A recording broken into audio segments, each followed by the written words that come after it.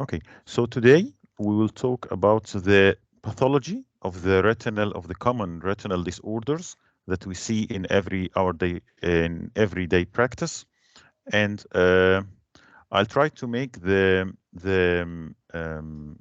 lecture as practical as possible. I assume that you know about those diseases from the clinical point of view. If you have any problems with any of those diseases, just stop me, interrupt me, and ask me to explain it. I will try to focus as much as I can on the pathological part of the diseases. Okay.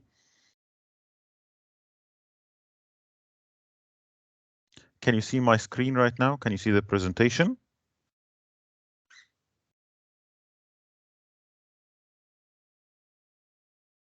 Hello? Yes, doctor. Okay, شايفين brilliant. Okay.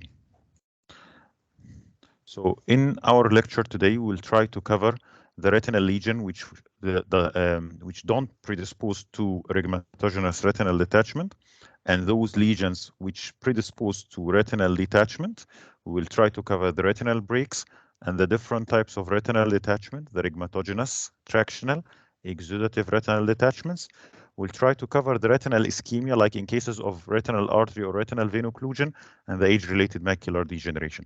So it's a long journey. Let's start. So we'll start with retinal lesions, which does not predispose to retinal detachment. One of the things that we see in every day practice is the retinoschisis. Retinoschisis, you find an area of smooth, elevated part of the retina.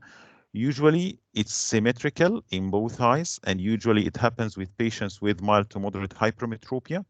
Those patients, there is splitting of the retina. So the pathology here, in contrast to the retinal detachment, in which there is separation between the neurosensory retina and the retinal pigment epithelium, here the separation is within the retina itself, within the neurosensory retina itself.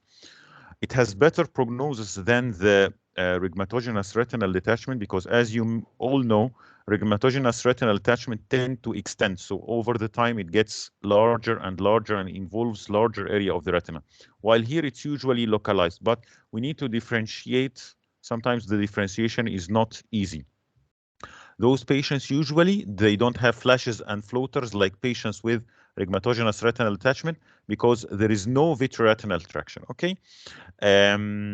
We have two pathological types of retinoschisis. One is called the typical retinoschisis, and the second one is called the reticular retinoschisis. The main difference is where does the splitting of the retina happens. In typical retinoschisis, it's usually in the outer retina. So it's in the inner retina. So it develops in the outer plexiform layer, and thus the inner leaflet is usually thicker in appearance. While in reticular retinoschisis, the division or the split occurs in the nerve fiber layer, and this is why usually the inner leaflet of the retinoschisis is very thin. Okay. Another lesion that we may see while we are examining the fundus of the patient is the paving stone degeneration. We may find something that looks like that, and the pathology of those lesions will not predispose to retinal detachment. If you see them, don't worry, there will be no problem with the patient. The pathology is that there is an occlusion of choriocapillaris. So this is an H and E stain, hematoxylin, and you've seen stain of a postpartum biopsy of an eye with paving stone degeneration. This is the sclera. This is the retinal pigment epithelium. The separation between the retina and the sclera occurred during the preparation of the tissues. And as you can see, there is an area of loss of the choriocapillaris here and loss of the outer retinal layers and the retinal pigment epithelium. And the white color that we see here corresponds to the white color of the retina. Okay. Usually that happens pre-equatorial. It's a pre-equatorial lesion. So it's not common to find that in the posterior pole. We usually find it near the ora serrata. Another lesion that does not predispose to retinal detachment, it's called the honeycomb degeneration. It looks very similar to the honeycomb of the bees, and it is pathologically there is perivascular pigmentation. So there is a bit of more pigmentation around the retinal vessels, giving this honeycomb appearance. Okay, and again, this is an innocuous lesion that doesn't predispose to retinal detachment. Are you following me up till now?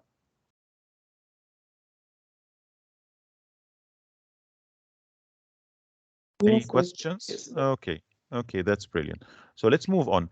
Another lesion is the peripheral drusen. So as you may know, the drusen is lipofuscin pigment accumulation, because the retinal pigment epithelium will start to, lose the ability to function properly and pump the lipofuscin away from the retinal pigment epithelium to the choriocapillaris. So it will start to accumulate. If it accumulates in the macula, it's one of the features of the age-related macular degeneration. But sometimes we have what we call the peripheral drusen, which are very similar in appearance and in pathology to the macular drusen, but they are happening outside the macula. Usually this is an age-related change, so it's more common to find it in older patients. And again, this does not predispose to retinal detachment. Another lesion, it's called the pars plana cyst. It's not easy to see that clinically because it's not easy to see the pars plana, but it happens like that, and it could be detected in postpartum biopsies. Usually it's a cyst that develop in the non-pigmented ciliary epithelium, more commonly on the temporal side, and again, it does not predispose to retinal detachment. Now we will move to the second entity, the lesions that if you find them, you start to think, oh, this patient may develop or at risk of developing retinal detachment. On top of the list, we have the lattice degeneration. It has this very characteristic appearance. I wonder if you saw it in your clinical practice or not, but you need to search for that in patients. And once you see it once, if you will see it once, you'll be able to pick it up later on.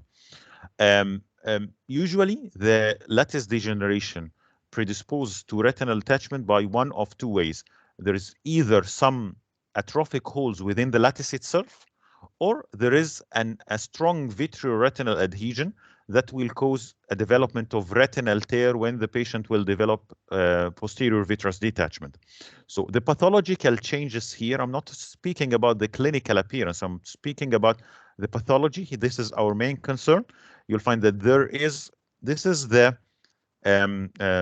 preparation of the lattice degeneration, a pathological preparation of the lattice degeneration. This is the sclera and the retinal pigment epithelium. This space is, formed during the preparation. And in the retina, you'll find that there is discontinuity of the internal limiting membrane. So it's not continue. There's no internal limiting membrane over that area. There is atrophy of the retina, so the retina is thinned out at that area. The vitreous is,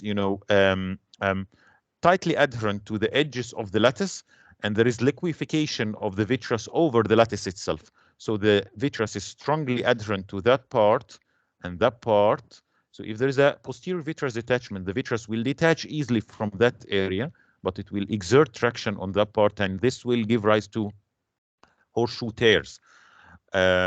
Those white lines represent sclerotic blood vessels.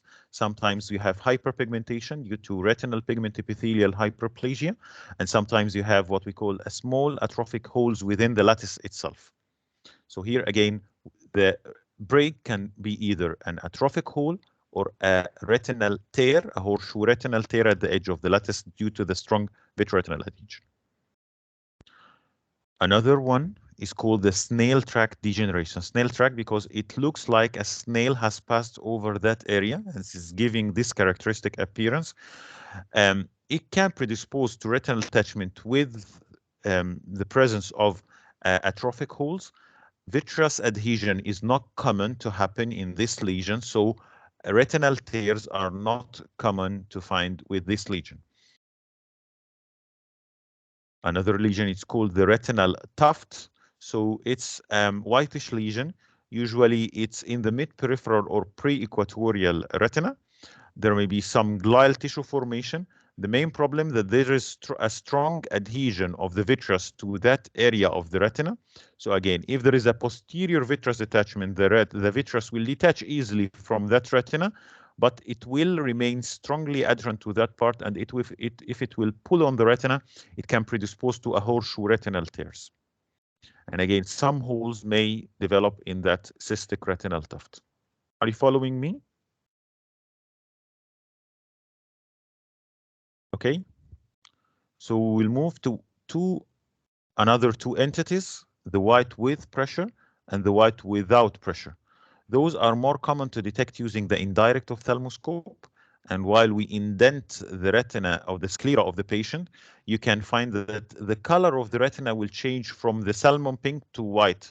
If it happens only with indentation, it's called the white with pressure. So the retina changes white when we apply indentation on the sclera. It may be seen at the borders of lattice or snail track or retinoschisis, and usually there is a strong attachment of the vitreous gel, which can predispose to a retinal tear at that area. While in white without pressure, you can even see it without applying indentation of the retina.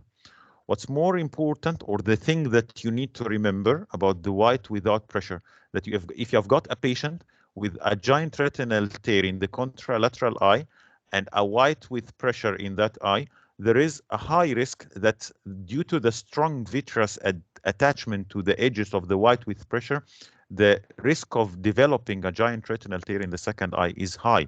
So if you find a patient with a giant retinal tear in one eye, examine the second eye, and if you find the white without pressure, it's usually wise to do some laser retinopexy at the edges of that so that you can save the patient a lot of hassle. Another lesion that can predispose to retinal detachment is the myopic chorioretinal atrophy. So as you can see, this is a patient with high myopia. What we can see here is the large choroidal vessels there. So this is the retinal vein. This is the retinal artery. And what we can see here, what we can see here, all those are the large choroidal vessels. So this patient has atrophy of the retina, thinning of the retina, atrophy of the retinal pigment epithelium, atrophy of the choriocapillaris, and we can see through the retina, we can see the the large choroidal vessels, and the white color is the white color of the sclera itself. Those patients usually will not develop retinal tears, but usually they have atrophic retinal holes. And the main problem that it's difficult to determine the hole because there is no contrast between the whitish color of the hole and the whitish color of the sclera. So it's more challenging to detect those holes. Okay, any questions up till now?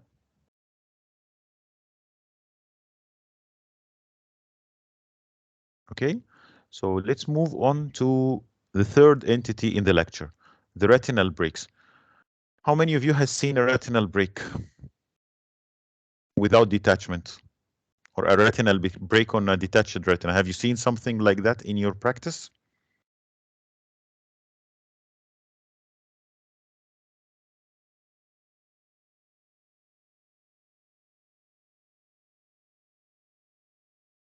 Can you hear me? Have you seen retinal breaks before?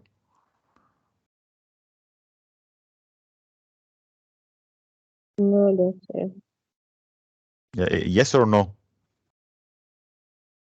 No. No. So again, in your general clinic, in your general ophthalmology clinic, you may be lucky to see patients with retinal tears, especially if they come with flashes and floaters and PVD. We need to train our eyes how to pick up those lesions. So does anyone know what's the name of that type of retinal tear?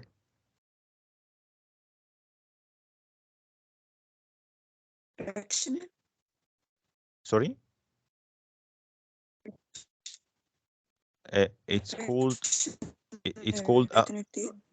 called a horseshoe retinal tear or a U-shaped retinal tear, and usually you are correct. There is a bit of strong vitreous adhesion to that part, and when the vitreous starts to separate in the vitreous detachment process, it separates easily from the retina at that part, but at that point the vitreous is tightly adherent to the retina, so it starts to pull on the retina, pull on the retina, pull on the retina, and when the pulling is very strong, it will tear the retina and give this appearance and this configuration.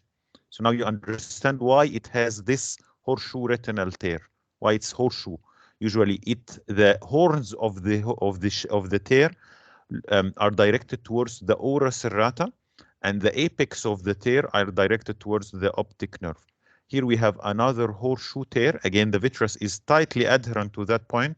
Probably that was a cystic retinal tuft that we talked about before, and it pulled on that area and gave rise to that retinal tear.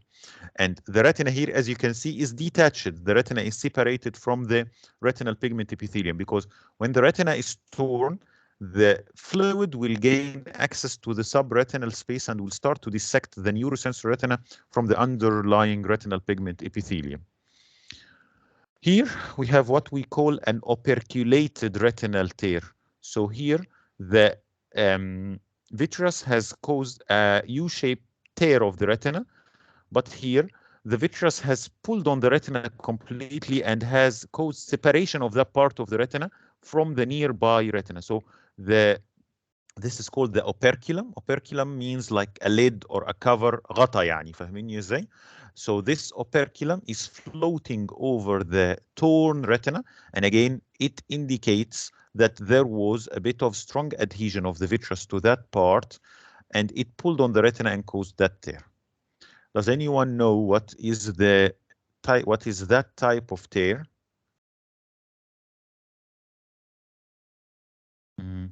Any idea what is that type of tear called? So let me give you a clue. The retina was flat at that part, then a tear started to develop over all of that area, and that retina, because it was cut from the remaining nearby retina, it starts to fold over itself. So this is actually folded retina. If you will put it back in place, it should cover that part. This is the choriocapillaris and the choroid. Any clue what is that type of tear called?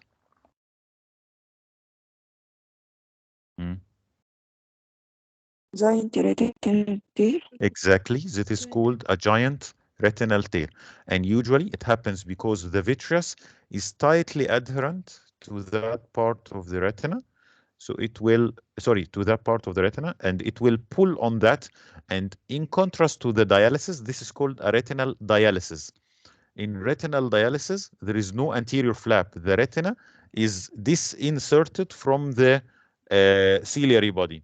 While in giant retinal tear, there is an anterior retinal flap. This is how we differentiate between these two types. This is called the giant retinal tear, and this is called the retinal dialysis. Do you understand the difference between them? Here, there is no anterior flap. The retina is detached from the ciliary body, from the ora serrata at the ciliary body, and the vitreous is adherent to the posterior border.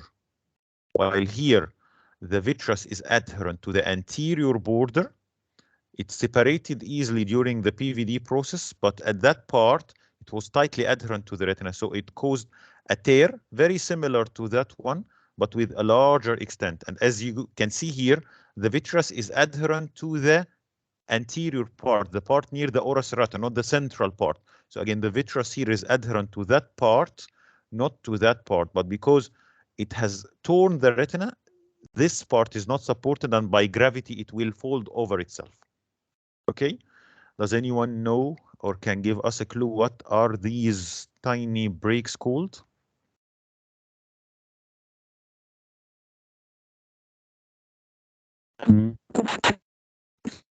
No, they are not horseshoe. If you are saying I could not hear you properly. If you said horseshoe, no, those are not horseshoe. Those are atrophic retinal holes. So here there is traction, which causes the tear. Here there is no traction. There is atrophy of the retina. There is no traction. You'll find that this patient mostly there's no flashes and floaters. While in this one or that one or that one, there are flashes and floaters due to the PVD. Okay, so the retinal breaks are usually superior temporal in location. This is the most common site. As you can see, the vitreous, as I told you, is usually adherent to the anterior part of the tear near the ora serrata. So it is adherent to that part. This is a postpartum. The vitreous will separate from the retina, separate over all of that area. But here, and here, it's tightly adherent, so it will tear the retina in that direction and give rise to these retinal tears. And again, this is a photograph of a specimen with the vitreous adherent to the retina, to the edge of the retinal tear near the ora serrata, and this is the remaining part of the retina. So this is the area of the break. Okay, this is the retinal pigment epithelium here. This is the sclera. This is the neurosensory retina, and this part should have been connected to that part, but because of the vitreous traction, it caused that pulling and that tearing of the retina. Did you get the idea? Okay. So if we'll see a patient with a rhegmatogenous retinal detachment, if you will examine that eye under the microscope, how will it look like? There will be adhesion of the vitreous to the retinal flap.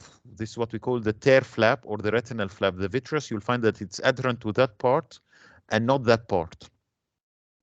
And where does the separation happen? What is the plane of cleavage in rhegmatogenous retinal detachment? Who can tell us?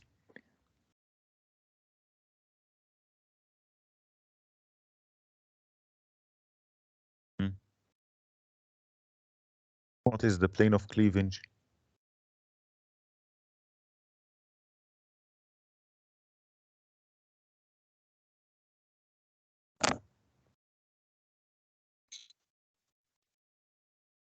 Is it within the neurosensory retina itself, or between the retina and the choroid, or between the retina and the retinal pigment epithelium? What is the plane of cleavage here?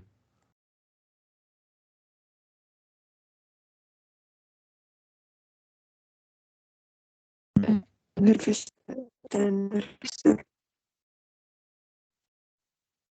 Okay, so it's separation between the neurosensory retina and the retinal pigment epithelium. And subsequently, there is atrophy of the photoreceptor outer segments, and there is retinal pigment epithelial and Muller cell proliferation, which can give rise to what we call the PVR, the proliferative vitreoretinopathy. This is the enemy of the retinal surgeon because it usually causes fibrosis that tends to separate the retina again after you repair the retina by retinal detachment surgery. Okay, some patients may have what we call a neglected or a long-standing or a chronic retinal detachment. This is more common with inferior breaks because inferior breaks tend to progress slowly. They remain stable for a long time. So the patient may not notice them like in superior breaks, which progress, superior detachments, which progress very quickly. So if the patient will remain with a retinal detachment, let's say for several months, he will start to develop some changes, like what? Thinning of the retina, retinal cyst like that one, and what we call a demarcation line. If you see that, you may say that this patient had some laser treatment done. No, this patient did not have laser treatment done, but the rate of separation of the or progression of the retinal detachment is very slow.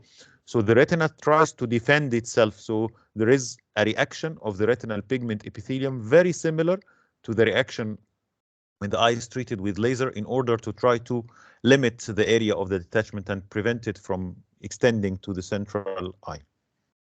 Central retina, I mean. This is the PVR, the proliferative vitreoretinopathy. As I told you, there is proliferation of the retinal pigment epithelium and other cells like the Muller cells, the macrophages, the hyalucytes, fibroblasts, which lead to epiretinal or subretinal membranes. And as I told you, this is the enemy of the retinal surgeon because it makes the retina very stiff and makes the repair of the retina much more challenging. Are you following me up till now or any problems?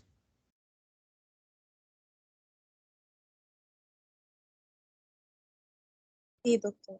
Okay, so let's move to the second type of retinal detachment, which is the tractional retinal detachment. Usually, there is a fibrovascular proliferation, like in diabetes, in proliferative diabetic retinopathy, in retinopathy of prematurity, in posterior segment penetrating trauma. And when this fibrous tissue starts to contract, it will pull on the retina and cause this tractional detachment. The main problem is the vitreous is detached from the retina at some parts, So usually in patients with diabetes like that patient, intraoperatively you find that the vitreous is not adherent to that part, but it's very, very tightly adherent to the area of the proliferation. Okay? So there is what we call an incomplete posterior vitreous detachment. The vitreous is detached from some parts, but tightly adherent to other parts. Again, as you can see here, the vitreous is adherent to the areas here, to the areas there, and it's exerting anteroposterior traction on the retina. So it's pulling the retina anteriorly. And again, over that area, there is what we call a trampoline traction. So it's like the surface of the trampoline, or what we call tangential traction. So that point is pulled anteriorly towards the ora serrata by the anteroposterior traction, and this point is connected to that point and pulled together by the tangential traction or the trampoline traction. When you are operating on this patient, you need to address all these types of tractions. So you need to remove the anteroposterior traction, removing the attachment between the vitreous and the that connects the posterior pole to the ora serrata, and remove the tangential traction as well. Exudative retinal detachment equals retinal malignancy or choroidal malignancy till proved otherwise. The main problem that the rate of production of subretinal fluid is much more than the rate of the absorption by the retinal pigment epithelium. So the retina will start to detach. There is no break, there is no traction, and there is what we call the shifting fluid. So if you ask the patient to lie down on the back, you'll find that the fluid is collected at the posterior pole by the gravity. If you ask the patient to sit down, the inferior retina will become detached. And when this is treated, there is what we call the leopard spot. So a scattered area of subretinal pigment clumps after the detachment has settled down. Okay, are you following properly up till now? Any questions, any difficulties?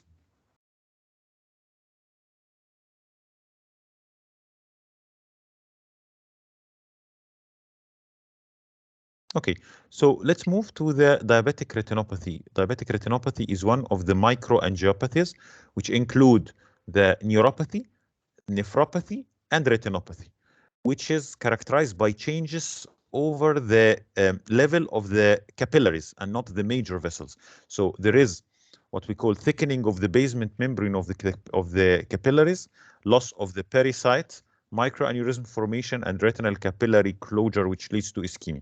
As you can see, in a normal eye, there is a lot of pericytes, which are lost in diabetes. There is thickening of the basement membrane of the capillaries, which becomes brittle due to the loss of the inner blood retinal barrier,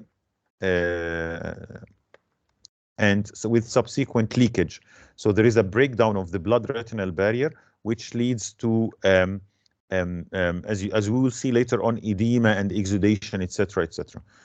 And with the occlusion of the capillaries, there is ischemia, which leads to vascular endothelial growth factor production, which leads to new vessel formation. So if we will talk about the pathology of the diabetic retinopathy lesions, on top of the list we have the microaneurysms, which are the hallmark of the diabetic retinopathy. There is usually a saccular outpouching of the capillary wall. Usually they occur at the inner capillary plexus in the ganglion cell layer. Usually there is a nearby area of capillary dropout and non-perfusion. Usually they leak, so they can cause retinal edema, and they can cause leakage that can be detected on fluorescein angiography, because there is loss of the tight junction between the epithelial cells, which represents the inner blood retinal barrier. The second thing is the retinal hemorrhages. One of the important things, what is that type of hemorrhage? Who can tell us what is that type of hemorrhage? Is it flame shape? Is it dot? Is it a blot? Is that type of hemorrhage?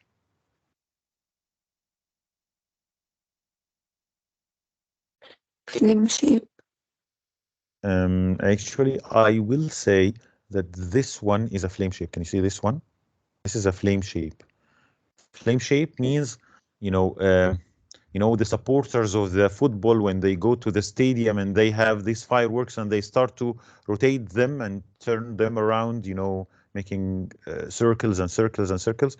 It looks something like this. عارفين شماريخ؟ حاجه شكل الشماريخ كده لما حد يمسك شمروخ ويقعد يلف ويلف ويلف ونلاقي ان النار شكلها مدور. نفس الشكل ده flame shape hemorrhages. What is the location of the flame shape hemorrhages pathologically?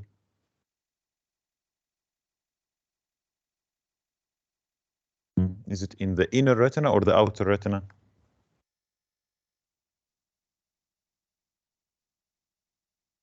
Inner.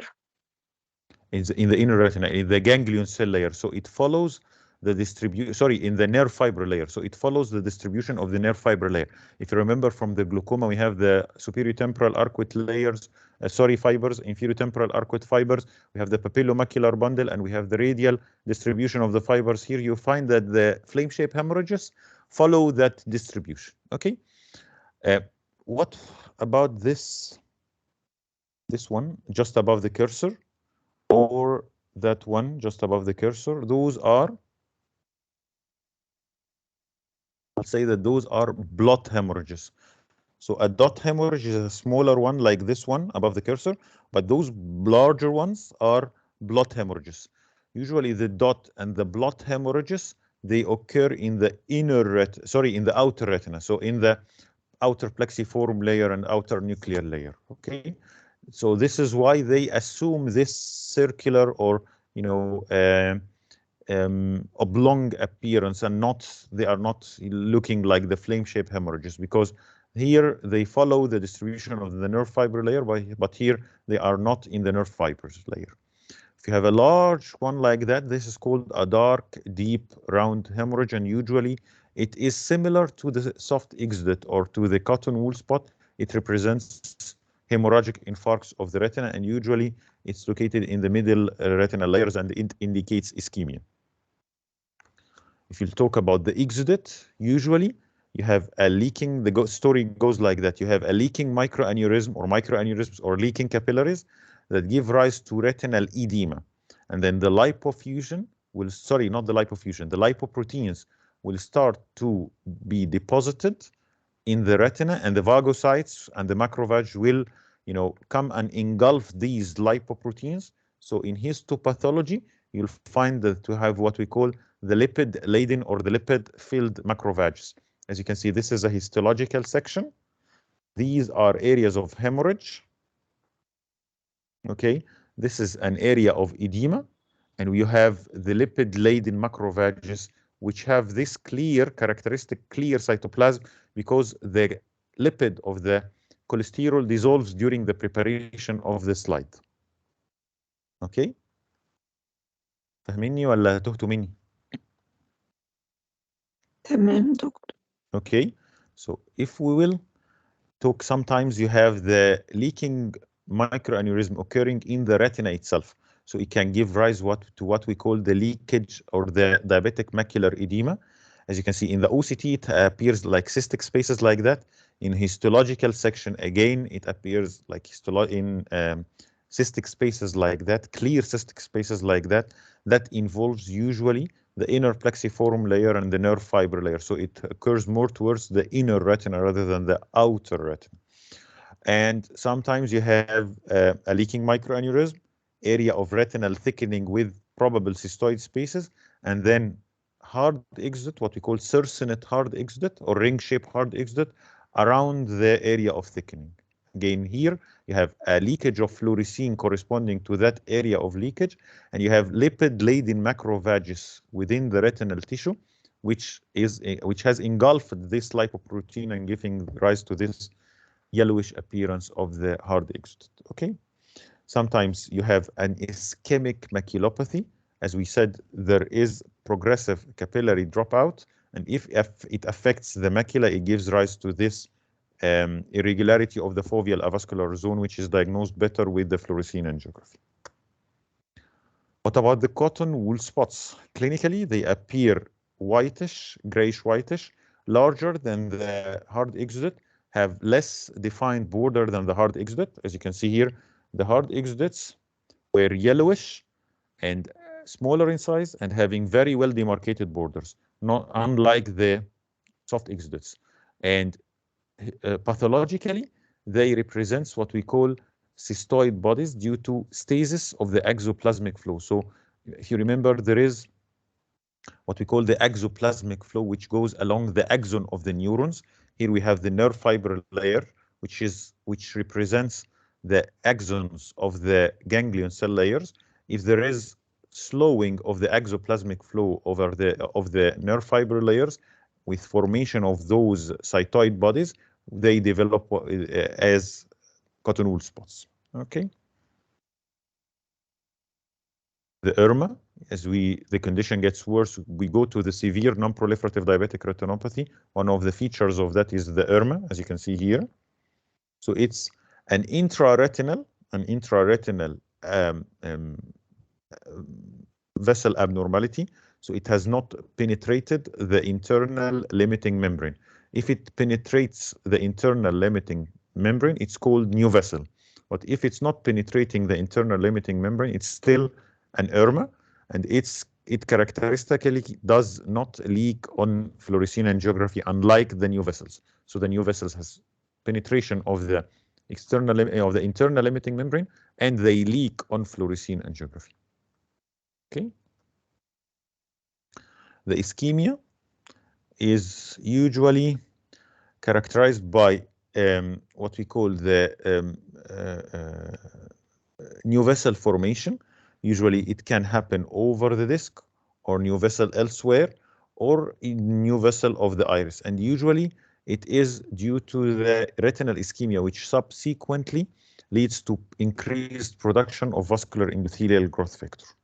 As you can see here in the histopathology, this is the new vessel. It has penetrated the internal limiting membrane and started to invade the vitreous. And this is why the vitreous is tightly adherent to that area. If you remember in the tractional retinal detachment, we said that the vitreous is loosely adherent to that area, but it's strongly adherent to that part because the new vessel has penetrated the internal limiting membrane and invaded the cortical vitreous, and they are causing this tight adhesion.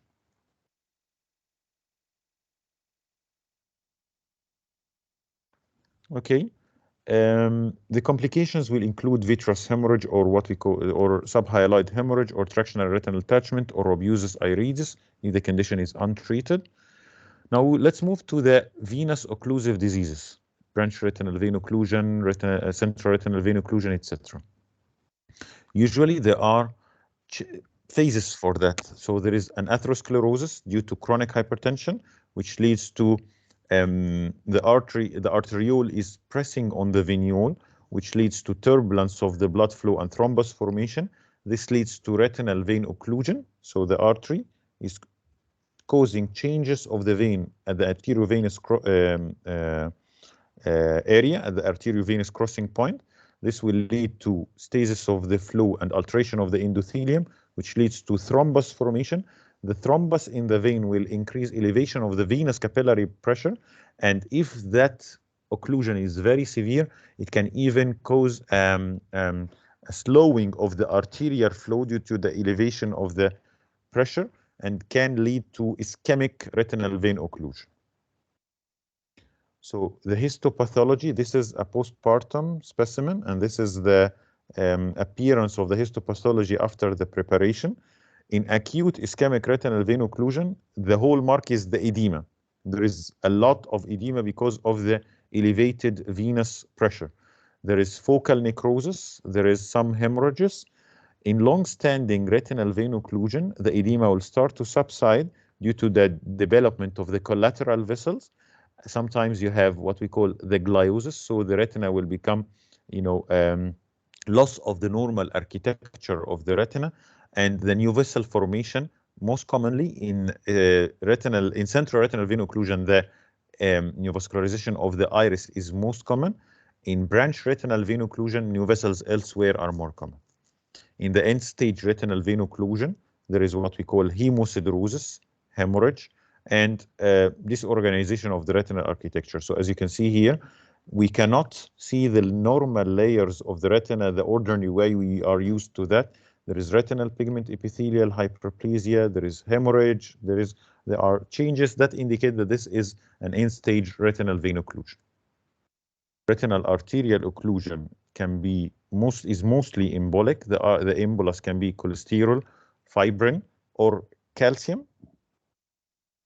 In acute phase, there is swelling of the retinal layers and death of the nuclei, so the cells will appear pycnotic like that. Later on, the edema will resolve, and there is retinal atrophy. And in this, in the end stage, there is complete atrophy of the affected layers, and they will become very thin and atrophic, unlike the venous occlusion, in which there is still some retinal tissues with hemosiderin and blood. In arterial occlusion, the retina will become very, very thin and atrophic. As you all know, there is the cherry red spot that tends to disappear later. The cherry red spot develops because of the edema of the nearby retina, while in the macula at the foveal center, the retina is thin and it does not become very edematous, and you can see through it the underlying choroid. Sometimes you have a cilioretinal artery. Those patients are a bit lucky because they will have an island of vision after that arterial occlusion. Okay, so the last subject in the lecture, the age-related macular degeneration. As you know, it is classified into dry macular degeneration and wet macular degeneration. So in the hallmark of the age-related macular degeneration is the drusen formation. We have two histopathological types of drusen, what we call the basal linear drusen and the basal laminar drusen. The main pathological difference is the location of the drusen. So here we have the choriocapillaris, we have the Brooks membrane, we have the retinal pigment epithelial basement membrane, and then we have the retinal pigment epithelium, and the retina is towards that part, and the vitreous is at that part. If the lipofuscin will start to be deposited between the Brooks membrane and the basement membrane of the retinal pigment epithelium, is called a basal linear deposit, or a basal linear drusen.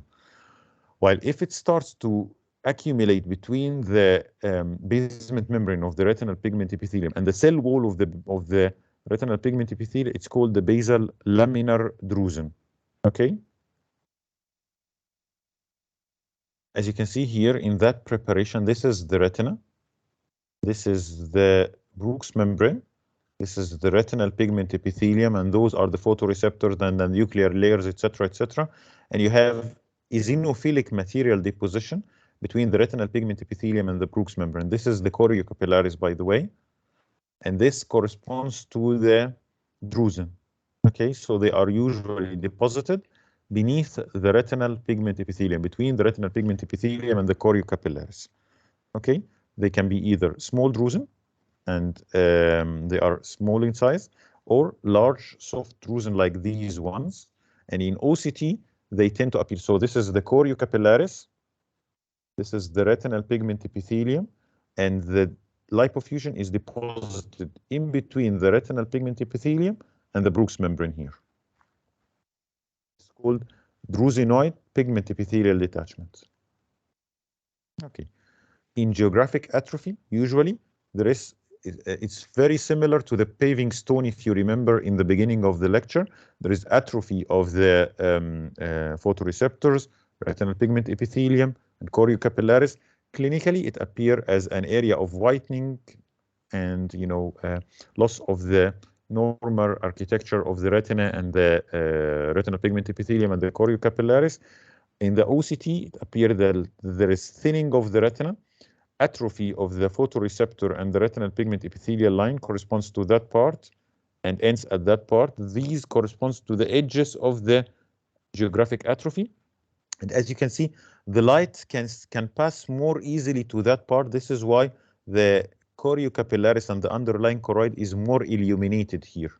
If you look at this pathological specimen, this is a normal retina with retinal pigment epithelium and photoreceptors.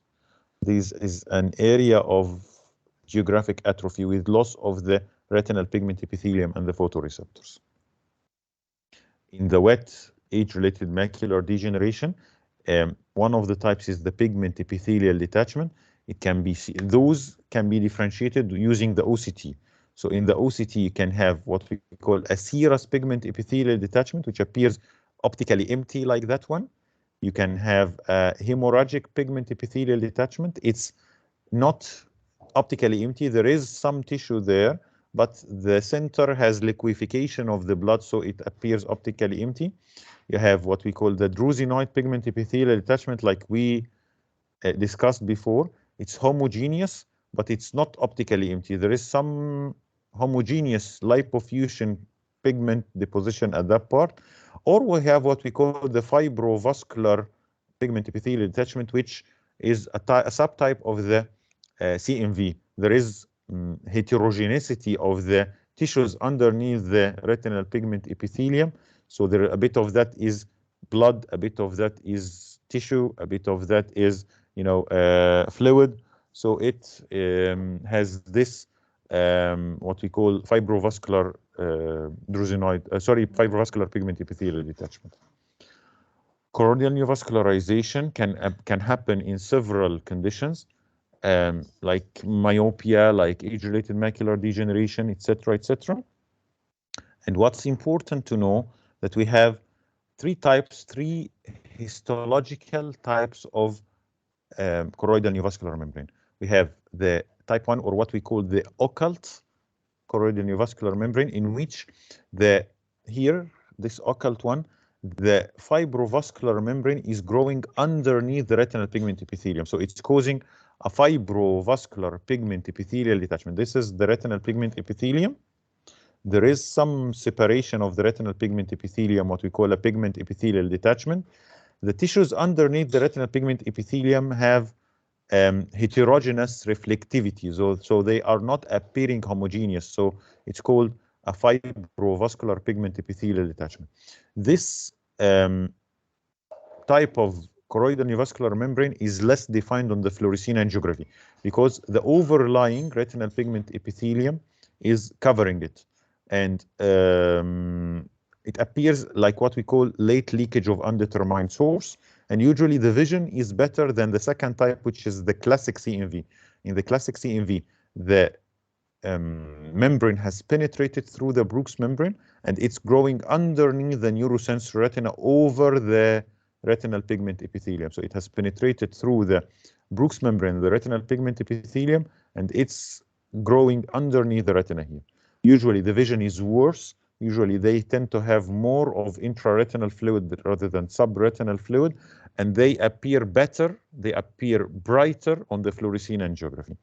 As you can see here, this is type 1. This is the Brooks membrane, and it's split here, and the membrane is growing within the layers of the Brooks membrane, but it's still underneath the retinal pigment epithelium. It has not penetrated the Brooks membrane, and it's not penetrated the retinal pigment epithelium. While in contrast here, the retinal pigment epithelium is penetrated, and the tissues, the CMV is growing overlying the retinal pigment epithelium. Okay. Polypoidal choroidal vasculopathy, it's characterized by hemorrhagic PVD, so they tends to cause a lot of hemorrhagic changes. And let's finish with the retinitis pigmentosa. In retinitis pigmentosa, there is marked atrophy of the photoreceptors and retinal pigment epithelial cell migration to the substance of the retinal stroma itself, giving rise to this characteristic bone spicule pigmentation. Stargardt disease, there is deposition of lipofuscin like the drusen, but it is more deposited. Again, it's deposited in the beneath the retinal pigment epithelium. It can give rise to some characteristic changes, what we call a silent choroid. So you'll find that there is blockage of the underlying choriocapillaris glow, and it can give rise to this oval snail track or beaten bronze macular changes. You should suspect Stargardt disease when you find a child with no reason to explain the non-improvement of the vision. So you correct the refractive error of the patient. There's nothing wrong with nothing looks wrong with the eye. Start to think about the Stargardt disease. To send this patient to have a fluorescein angiography. You'll find the silent choroid, and look carefully at the macula. You may end up finding this beaten bronze appearance. Okay. Best, there is again the position of the lipofuscin. It goes through some stages. So what we call this is a normal eye. This is the vitelliform stage. So in the vitelliform stage, you have this sunny side up appearance of the lipofuscin deposit, and it appears very nicely on the OCT scan. Then you have what we call the pseudohypopion. So the lipofuscin start to liquefy, and this scan is going from up downwards. This is the upper part. There is liquefaction of the lipofuscin, and the liquefied lipofuscin is accumulating here. Then you have what we call the vitelli eruptive, in which there is probably CMV formation, and then you end up with an atrophic stage like that one. So this will conclude our lecture. I've recorded it and I'll upload it on YouTube. If any of you has any questions, just go on and ask me, please.